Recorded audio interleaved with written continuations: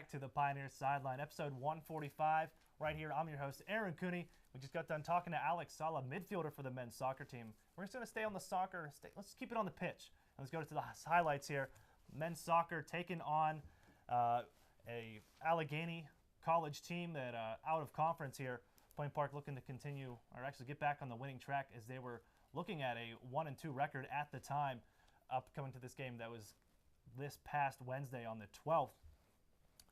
Point Park, as you could tell them, looking to get things running.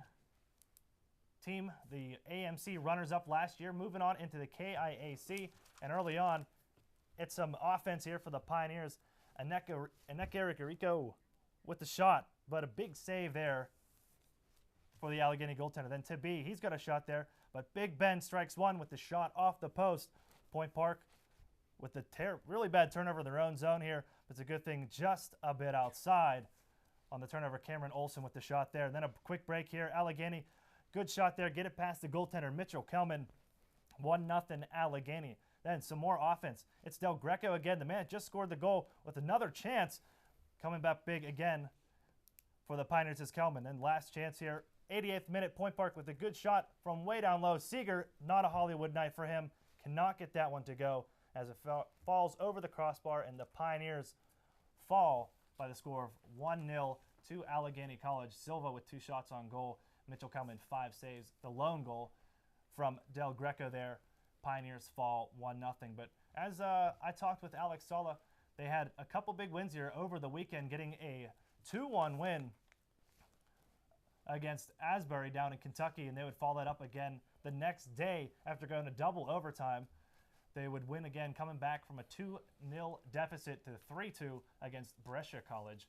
To be with the goal, Sala with the goal, and an own goal, helping out the Pioneers there in the 55th minute. We're going to bring in our soccer analyst now, Matt Desmond, looking fresh with that shirt and tie combo going on. Matt, when you look at this soccer team, I mean, there's a lot of changes, but still a ton of talent on this Pioneer team. Yeah, I mean, you look at this past weekend, and what the Pioneers were able to do was get those 2 main victories against those 2 conference teams. You look at that Asbury game, a very important game for the Pioneers on the schedule, and get a very big conference win to start the year out. And then they go the next morning, go to Brescia, and they get a big win there. And I talked to Kevin Taylor, and an important thing we got to note here is the Pioneers were only playing, 3 starters start on the bench in that game, and then they came back. They were down 2-0. They got the win there to win that game 3-2. But they have the ability to go back there and get that victory. So they got the 3-2 victory on the weekend, and then they bring their record back to 3-3 as a total. So now they're even at 500, which is very good for the Pioneers, and we're able to go even in the records, and now they're 3-0 in the conference right now. Well, Matt, take a look at the team. Strengths and weakness-wise, there's a lot of talent. You talked about it and how they were able to come back with the victory. But, you lose a lot of leadership here with some of those seniors that left last year, and that has to be made up when you take a look at this team. Yeah, it's definitely a new scenery for the Pioneers this year. As you said earlier in the interview sets, they have 14 players from 14 different countries. And, Shane Lucas, he was a very vocal player for the Pioneers last year. Andres Escobar, a very defensive player for the Pioneers, along with another player, Anthony Russo. Those 3 were a very big part of that team last year, and the ability for them to move around the field and talk with Alex Sala. There was very big ball control, and if they don't have ball control, they're not going to win many games this year. But as we see the progression of the Pioneers, they're getting their chemistry back on the field, and I think as the games go on, they're just going to get that chemistry back. And I think it was a very important building point for the team this year, just to see what players were where and who they can count on at important times.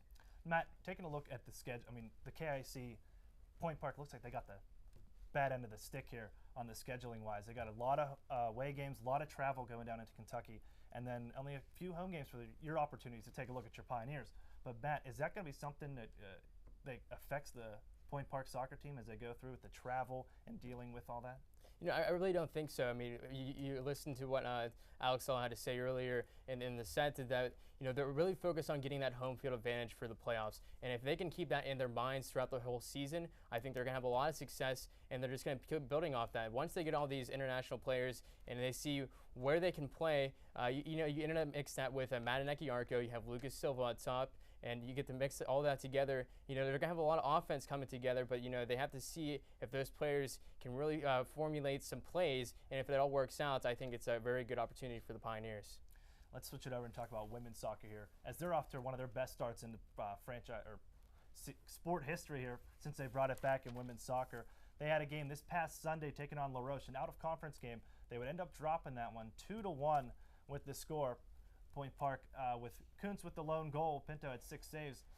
But the real big story here for the Pioneers, Matt, is getting off to that 4-1 start, 1-0 in the KIAC as of right now. But a new head coach and a new vision here for Point Park, and Maggie Kuhn taking over. Yeah, I mean, as you were talking about, it's a whole new scenery here with the women's soccer team. Maggie Coombs comes into this program. They already have 4 wins on the season, which is great because that's the total of wins they had last season. And, if the Women's Pioneers soccer team, if they can build off that, they're going to have a very successful season transferring from the AMC Conference to the KIAC. And I think it's a new scenery is going to be a very good outlook for this Point Park Pioneer team. You have a very young team in this Point Park Pioneer team. But if this team can, formulate some wins early on, get that momentum up, I think they're going to have a very good, situation here when it comes down to postseason.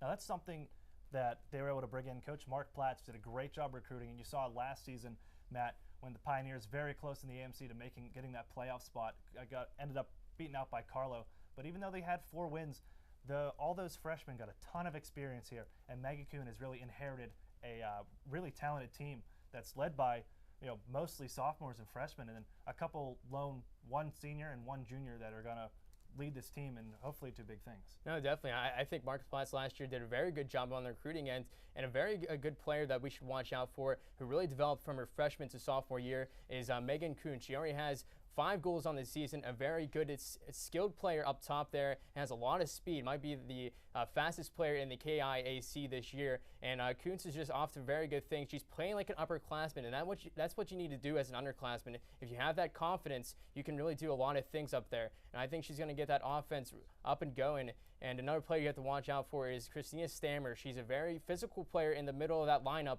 and she brings a lot of speed. And if they can use that speed and beat the teams for scoring opportunities, I think that's going to be a very good focal point for the Pioneers.